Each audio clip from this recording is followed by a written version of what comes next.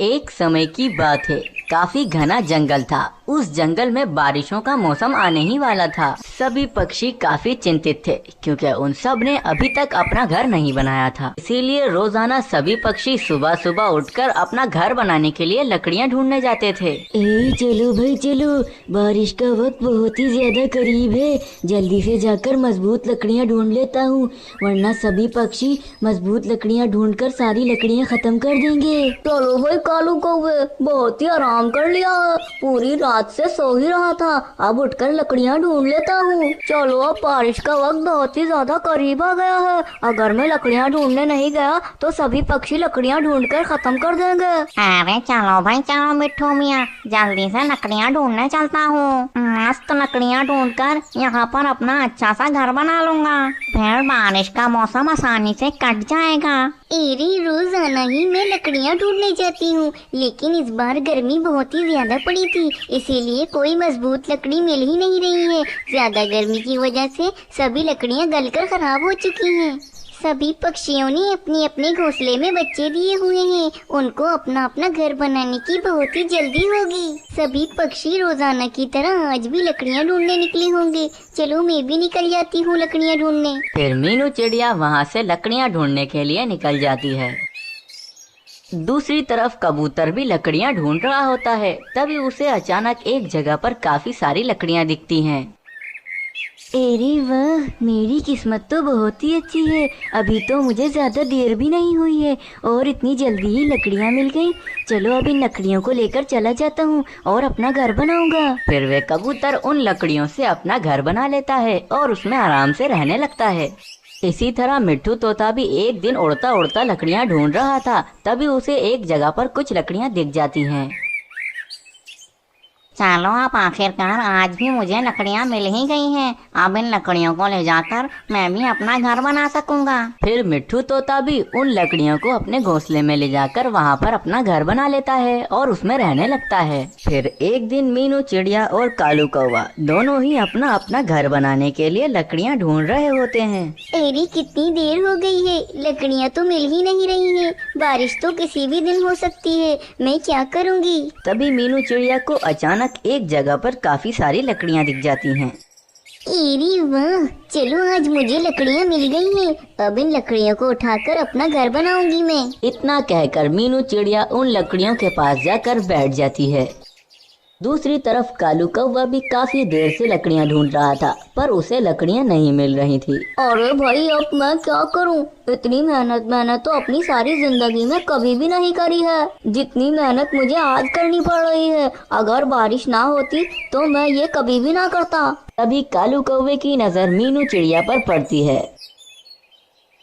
अरे मीनू चिड़िया को भी लकड़ियाँ मिल गई हैं। हर किसी पक्षी को लकड़ियाँ मिले ही जा रही हैं, पर मैं तो कितने दिनों से मेहनत कर रहा हूँ, मुझे लकड़ियाँ मिल ही नहीं रही है। अगर ऐसा ही चलता रहा तो बारिश के वक्त मैं तो भीगता रहूंगा, मेरा घर ही नहीं बना होगा। मुझे अब अपने शातिर दिमाग का इस्तेमाल करना ही पड़ेगा। तभी कालू कौवा एक योजना बनाता है। अरे हाँ, अब एक काम करता हूँ, मीनू चिड़िया से ये लकड़ियाँ जाकर छीन लेता हूँ। अगर ये ज्यादा कुछ कहेगी तो एक का चोंच भी मार दूंगा इसको।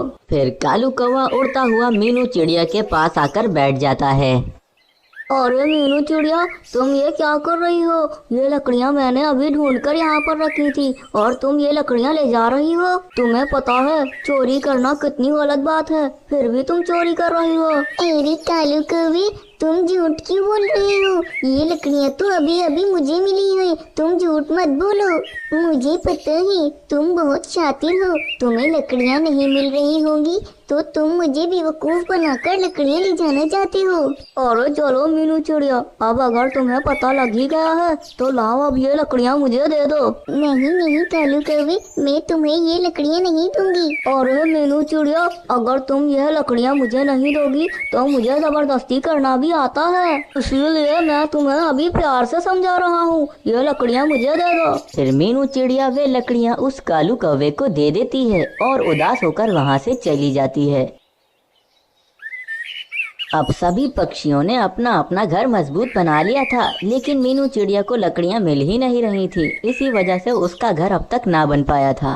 फिर एक दिन जोरदार बारिश शुरू हो जाती है। सभी पक्षी अपने अपने घरों में आराम से रह रहे होते हैं। मीनू चिड़िया का घर अब तक नहीं बना था, इसीलिए वे अब तक अपने दोनों बच्चों के साथ बारिश में भीग रही थी। एरी मैं अब क्या करूं? बारिश शुरू हो गई है। इस तरह बारिश होती रही तो मेरे बच्चे बारिश में भीगकर बीमार हो जाएंगे। मुझे अब कुछ न कुछ तो सोचना ही पड़ेगा।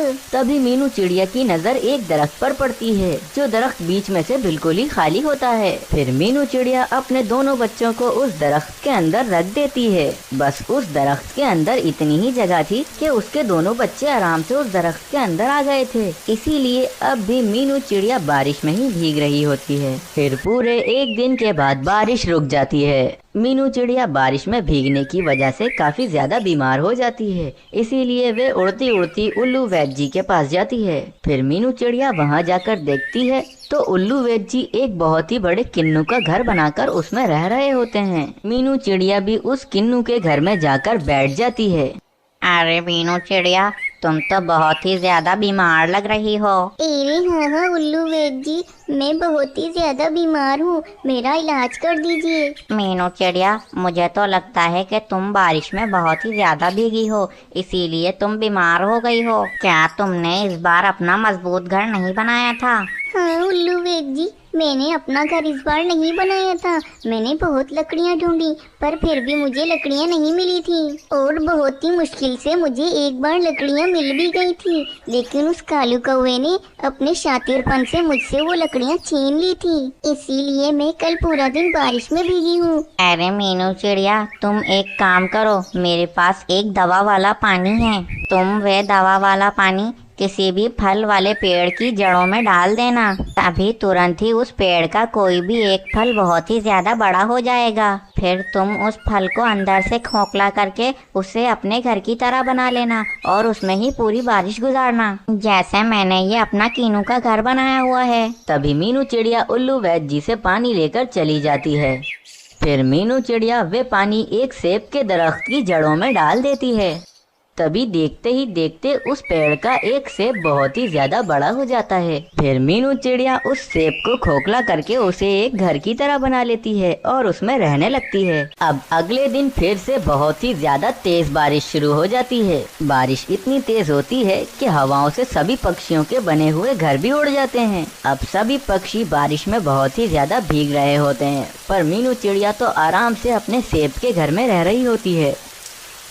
फिर सभी पक्षी उड़ते उड़ते मीनू चिड़िया के पास जाते हैं। अरे मीनू चिड़िया, तुमने ये इतने बड़े सेब का घर कैसे बना लिया? हम सबके बने हुए घर तो हवा की वजह से उड़ गए हैं। अब हम सब पक्षी बारिश में भीग रहे हैं, हमें बताओ हम क्या करें? अरे हाँ मीनू चिड़िया, मुझे बताओ तुमने ये घर कैसे बनाया ताकि हम भी ऐसा ही घर बना लें। अरे इसमें मैंने कुछ भी नहीं किया है, ये सारा तो उल्लू वैद जी का कमाल है। उल्लू वैद जी ने ही मुझे एक पानी दिया था, वो पानी मैंने इस सेब के पेड़ की जड़ों में डाल दिया था, तभी तुरंत ही ये पेड़ में ये बड़ा सेब उग गया था। फिर मैंने उस सेब को अपने घर की तरह बना लिया और उसमें रहने लगी। तुम सब भी उल्लू वैद जी के पास जाओ और वे पानी ले लो और अपना अपना घर बना लो। फिर सभी पक्षी उल्लू वैद जी के पास आ जाते हैं। अरे उल्लू वैद जी, आज बहुत ही तेज बारिश हो रही है, इसीलिए हम सब पक्षियों के घर भी उड़ गए हैं। अब हम सब बारिश में भीग रहे हैं। आपने मीनू चिड़िया को जो पानी दिया था वो ही हमें दे दीजिए ताकि हम भी अपना घर बना लें। ठीक है, मैं पानी दे देता हूँ, लेकिन मैं इस कालू कौवे को पानी नहीं दूंगा। ये कालू कौवा बहुत ही ज्यादा बुरा है। जब मीनू चिड़िया को लकड़ियाँ मिल गई थी तो इस कालू कौवे ने उससे वे लकड़ियाँ छीन ली थी और उन्हीं लकड़ियों से इसने अपना घर बना लिया था। तभी मीनू चिड़िया पूरे एक दिन बारिश में भीगी थी। अब ये भी बारिश में भीगेगा तभी इसे पता लगेगा। तुम सब ये पानी ले जाओ। फिर वे सब पक्षी वे पानी लेकर चले जाते हैं। अब सभी पक्षी अपने अपने फलों वाले घरों में रह रहे होते हैं और कालू कौवा एक दरख्त पर बैठा भीग रहा होता है। अभी कालू कौवे को समझ में आ जाती है कि गलत काम का गलत नतीजा होता है। उसने मीनू चिड़िया के साथ बहुत ही गलत किया था, इसीलिए आज उसके साथ भी ऐसा कुछ हो रहा था। इस कहानी से हमें प्रेरणा मिलती है कि हमें हर किसी के साथ अच्छा ही करना चाहिए। दोस्तों, ये कहानी एक बहुत ही घने से जंगल की है, जिस जंगल में बहुत ही प्रकार के पक्षी रहते थे। उस जंगल में ठंड का मौसम चल रहा था। ठंडी बहुत ही ज्यादा बढ़ी हुई थी, इसीलिए सभी पक्षी अपने अपने मजबूत घरों में रहते थे। उसी जंगल के बाजू वाले इलाके में सभी वैद्य जी रहते थे, जो सभी पक्षियों का बीमार होने पर इलाज करते थे। इसीलिए पूरे जंगल में किसी की भी तबीयत खराब होती थी तो वे उसी इलाके में उल्लू वैद्य जी के पास जाते थे। मीनू चिड़िया नन्हे सोनू चिड़े के साथ अपने ही छोटे से घर में रहती थी। जंगल में ठंड बहुत ज्यादा थी, जिसकी वजह से मीनू चिड़िया सोनू चिड़े का बहुत ही ज्यादा ख्याल रखती थी कि कहीं ठंड की वजह से वे बीमार ना पड़ जाए। सोनू चिड़े, मैं जब भी घर से बाहर दाना जमा करने जाऊं तो तुम बाहर मत निकला करो। बाहर बहुत ही ज्यादा ठंड होती है। ठंड में तुम्हारी बहुत ज्यादा तबीयत खराब हो जाएगी, फिर क्या होगा? हाँ मम्मी, आप बाहर चले जाना, मैं बिल्कुल भी घर से बाहर नहीं निकलूंगा। मुझे भी ठंडी बहुत ही ज्यादा लगती है, इसी वजह से मैं घर में ही रहूंगा। रोजाना मीनू चिड़िया ऐसे ही सोनू चिड़े को समझा बुझाकर अपना दाना जमा करने के लिए चली जाती थी। पूरे जंगल में सभी पक्षी ही अपना दाना इसी तरह से जमा करते थे। अब पूरे जंगल में सब कुछ ठीक ठाक ही चल रहा था।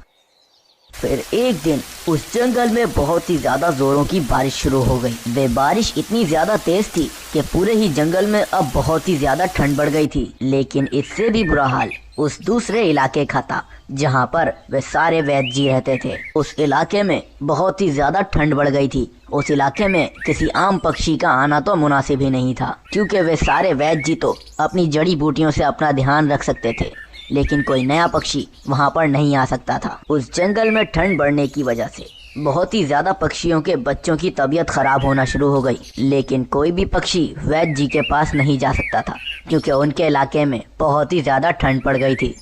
अरे ये क्या हो गया है? इस राजू कौवे की तबीयत खराब हो गई है और मैं उल्लू वैद्य जी के पास दवा लेने भी नहीं जा सकता हूँ, क्योंकि उनके इलाके में तो बहुत ही ज्यादा ठंड है। अगर मैं वहाँ तक गया तो रास्ते में ही मैं बेहोश हो जाऊंगा। लेकिन अब मैं क्या करूँ? मैं तो बहुत ही ज्यादा बुरा फंस गया हूँ। अगर इस राजू कौवे को वैद्य जी के पास नहीं लेकर गया तो इसकी तबीयत तो और भी ज्यादा खराब हो जाएगी। जल्दी से जल्दी इस समस्या का हल ढूंढना ही पड़ेगा। इसी तरह पूरे ही जंगल में ज्यादातर पक्षियों के बच्चों की तबीयत खराब हो रही थी। उसी समस्या को लेकर जंगल में एक चील सोच रही थी।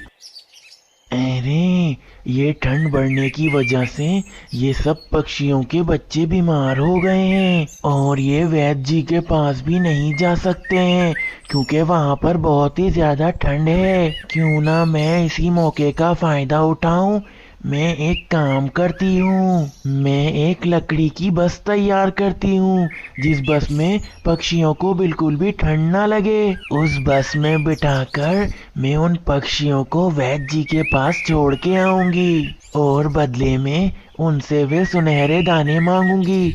वे दाने बहुत ही ज्यादा अच्छे होते हैं, लेकिन उन दानों को लाना कोई आसान काम नहीं है, क्योंकि वे दाने वहाँ पर हैं जहाँ बहुत सारे सांपों का इलाका है। उन सांपों से मुझे बहुत ही ज्यादा डर लगता है, लेकिन अब ये सब पक्षी मुझे खुद ही वे दाना ला कर देंगे। वे दाना मुझे बहुत ही ज्यादा पसंद है। फिर वे चील बहुत ही मेहनत करके एक लकड़ी की बस तैयार करती है और सभी पक्षियों को एक जगह पर जमा कर लेती है। अरे चील जी, ये क्या? ये आपने कैसे लकड़ी की बस बना दी है? हाँ हाँ चील, ये तो दिखने में बहुत ही अच्छी है। इसमें बैठने में भी बहुत ही ज्यादा मजा आता होगा। तुमने ये क्यों बनाई है? हाँ चील जी, आखिर आपने ऐसी बस क्यों बनाई और आपने हम सब पक्षियों को यहाँ पर क्यों बुलवाया है? अरे पक्षियों, मैं तो तुम सबका भला ही सोच रही थी। तुम सबके भले के लिए ही मैंने ये बस बनाई है। मैंने देखा है ज्यादा ठंडी पड़ने के कारण तुम सबके बच्चे बीमार हो रहे हैं, लेकिन तुम सब वैद्य जी के इलाके में नहीं जा सकते हो, क्योंकि वहाँ पर बहुत ही ज्यादा ठंड है। इसीलिए मैंने ये बस बनाई है। इस बस में बैठकर किसी भी पक्षी को ठंडी नहीं लगती है। जिस पक्षी को भी वैद्य जी के इलाके में में जाना होगा मैं इस बस में उसे बिठाकर वैद्य जी के पास छोड़ दूंगी। अरे वाह वाह चील, तुम तो बहुत ही ज्यादा दयालु हो, तुम्हारा बहुत बहुत शुक्रिया। वैसे भी मेरे राजू कौवे की तबीयत बहुत ही ज्यादा खराब है, मुझे जाना था वैद्य जी के पास। अरे हाँ हाँ चील जी, आपका बहुत बहुत शुक्रिया। मुझे भी जाना था वैद्य जी के पास, मेरे टोटू तोते की भी बहुत ही ज्यादा तबीयत खराब है। अरे वाह वाह चील जी, आपका बहुत बहुत शुक्रिया, आपने हम सब पक्षियों के बारे में इतना कुछ सोचा। अरे इसमें सोचना क्या, लेकिन मेरी एक शर्त तो सुन लो तुम सब। हाँ हाँ चील जी, बोलो तुम्हारी क्या शर्त है? मेरी शर्त ये है कि मुझे सुनहरे दाने बहुत ही ज्यादा पसंद हैं। वो सुनहरे दाने जो सिर्फ सांपों के इलाके में ही मिलते हैं, उस इलाके में बहुत ही ज्यादा खतरा होता है, लेकिन फिर भी मुझे वे दाने बहुत ही ज्यादा पसंद हैं। इसीलिए जो पक्षी भी मुझे वे दाना देगा मैं उसी को ही वैद्य जी के पास छोड़ कर आऊंगी। अगर दाना नहीं होगा तो मैं किसी पक्षी को इस बस में बैठने भी नहीं दूंगी। मिट्टू तोते और कालू कौवे के पास वे एक एक सुनहरा दाना पड़ा हुआ था। एक दिन मीनू चिड़िया के सोनू चिड़े की भी बहुत ही ज्यादा तबीयत खराब हो गई, जिसके कारण मीनू चिड़िया बहुत ही ज्यादा चिंतित थी। अरे ये क्या हो गया है, सोनू की तबीयत कितनी खराब हो गई है और मैं वैद्य जी के पास भी नहीं जा सकती हूँ क्योंकि मेरे पास सुनहरा दाना नहीं है। उस चील ने मुझे साफ ही मना किया था कि अगर दाना नहीं होगा तो वे हमें बस में बैठने भी नहीं देगी, लेकिन क्या करूँ, मैं वे दाना लेने भी तो नहीं जा सकती हूँ, उस इलाके में बहुत ही ज्यादा खतरा है। चलो मैं जाकर ऐसे ही चील से मदद मांगती हूँ, क्या पता उसको मुझ पर दया आ जाए और वह मुझे अपनी बस में बैठा ले। फिर मीनू चिड़िया उस चील के पास आकर बैठ जाती है। कालू कौवा और मिट्ठू तोता भी अपना दाना लेकर उस चील के पास आ गए थे। एरी कालू कौवे मिट्ठू तोते, तुम लोगों के पास ये सुनहरा दाना कहाँ से आया? क्या तुम लोग उस इलाके में गए थे? और नहीं नहीं मीनू चिड़िया, तुम क्या पागल हो, उस इलाके में कौन जाएगा? ये दाना तो बहुत ही पुराना है, ये दाना तो मेरे पिताजी लेकर आए थे। उस जमाने में उस इलाके में सांप नहीं थे, इसी वजह से ये दाना अब तक मेरे पास पड़ा है। हाँ हाँ मीनू चिड़िया, मेरे पास भी ये दाना जभी से पड़ा हुआ है। ठीक है, तुम दोनों के दाने तो मैं ले लूंगी। लाओ मीनू, तुम भी अपना दाना दे दो ताकि मैं तुम सबको वैद्य जी के पास छोड़ के आ जाऊं। एरी चील जी, मुझे माफ कर दो, मेरे पास दाना नहीं है, मेरे बच्चे की तबीयत बहुत ही ज्यादा खराब हो गई है, मेरी मदद करो, मुझे बगैर दाने के ही उल्लू वैद्य जी के पास ले चलो। नहीं मीनू चिड़िया, मैंने तुम्हें पहले ही मना किया था, दाना नहीं होगा तो बस में बैठने भी नहीं दूंगी। जाओ यहाँ से चली जाओ, मैं तुम्हें बिल्कुल भी नहीं लेकर जाऊंगी। मीनू चिड़िया के बहुत ज्यादा बोलने पर भी वह चील मीनू चिड़िया को अपने साथ नहीं लेकर जाती और कालू कौवे और मिट्ठू तोते को उस बस में बैठाकर वैद्यों के इलाके में ले जाती है। दूसरी तरफ मीनू चिड़िया अपने घर में बहुत ही ज्यादा चिंतित होती है।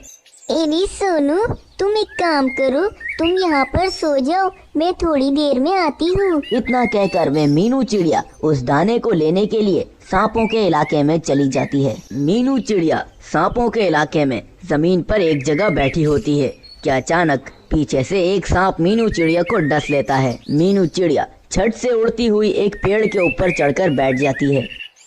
मीनू चिड़िया को वह सांप ठीक तरह से डस नहीं पाया था, लेकिन फिर भी मीनू चिड़िया उस पेड़ पर ही बेहोश हो जाती है। मीनू चिड़िया बहुत ही ऊंचे दरख्त पर बेहोश हो गई थी, जिस दरख्त पर वह सांप नहीं पहुंच सकता था। दूसरी तरफ कालू कौवा वापस अपने घर में राजू कौवे के पास आ गया था। राजू कौवा वैद्य जी की दवाई खाकर सो गया था, लेकिन अब कालू कौवे को मीनू चिड़िया के बच्चे की भी बहुत ही ज्यादा चिंता हो रही थी। वे मीनू चिड़िया अपने बच्चे के लिए वैद्य जी के पास नहीं जा सकी। चलो मैं एक काम करता हूँ, मीनू चिड़िया के पास जाकर उसकी हालचाल पूछता हूँ। यही सोचकर कालू कौवा मीनू चिड़िया के घर में आ जाता है और सोनू बेटा, मीनू चिड़िया कहाँ पर गई है? कौवे अंकल पता नहीं वो कहाँ गई है, लेकिन मुझे कहकर गई थी कि मैं थोड़ी देर में आ रही हूँ, लेकिन अब बहुत देर हो गई है और वो नहीं आई है। मुझे बहुत ही ज्यादा चिंता हो रही है। अरे अरे, तुम चिंता मत करो, वैसे ही तुम्हारी बहुत ज्यादा तबीयत खराब है। मुझे पता है वह मीनू चिड़िया बहुत ही ज्यादा जिद्दी है, कहीं वो उस दाने को लेने के लिए उस खतरनाक इलाके में ना चली गई हो, कहीं वो किसी खतरे में ना हो। मुझे उसको बचाना होगा, अगर वो वहाँ पर होगी तो मैं उसे यहाँ पर ले आऊंगा। फिर कालू कौवा वहाँ से उड़ता हुआ सांपों के इलाके में जाता है। तभी उसे एक ऊंचे दरख्त पर मीनू चिड़िया दिखती है। कालू कौवा मीनू चिड़िया के पास आकर बैठ जाता है। अरे मीनू, ये तुम्हें क्या हो गया है? तुम्हें तो सांप ने डस लिया है, अब मैं क्या करूं? इसे तो मैं वैद्य जी के पास भी नहीं लेकर जा सकता, लेकिन अब मैं क्या कर सकता हूँ? एक काम करता हूँ, उस चील के पास जाता हूँ। वह चील अपनी बस में मीनू चिड़िया को बिठाकर वैद्य जी के पास ले जाएगी। फिर कालू कौवा मीनू चिड़िया को उस चील के पास लेकर आ जाता है। अरे चील जी, ये देखो, अगर तुम मीनू चिड़िया को अपने साथ ले जाती तो आज ये ना होता। वह तुम्हारे लिए सुनहरा दाना लेने के लिए सांपों के इलाके में गई थी और उसे सांप ने डस लिया, अब वो बेहोश है, हमें उसे वैद्य जी के पास ले जाना होगा। चील ये सब देखकर बहुत ही ज्यादा शर्मिंदा होती है। अब वह मीनू चिड़िया को उस बस में बिठाकर वैद्य जी के पास ले जाती है। वैद्य जी मीनू चिड़िया की मरहम पट्टी करके उसे बिल्कुल ठीक ठाक कर देते हैं और मीनू चिड़िया को सोनू चिड़े के लिए भी कुछ दवाइयाँ दे देते हैं। अब मीनू चिड़िया वापस आकर सोनू चिड़े को वे दवा खिला देती है और सोनू चिड़ा भी कुछ दिनों में बिल्कुल ही ठीक हो जाता है। अब वे चील सभी पक्षियों को मुफ्त में ही इधर से उधर छोड़ दिया करती थी। इस कहानी से हमें प्रेरणा मिलती है कि हमें हमेशा लोगों की मदद करनी चाहिए।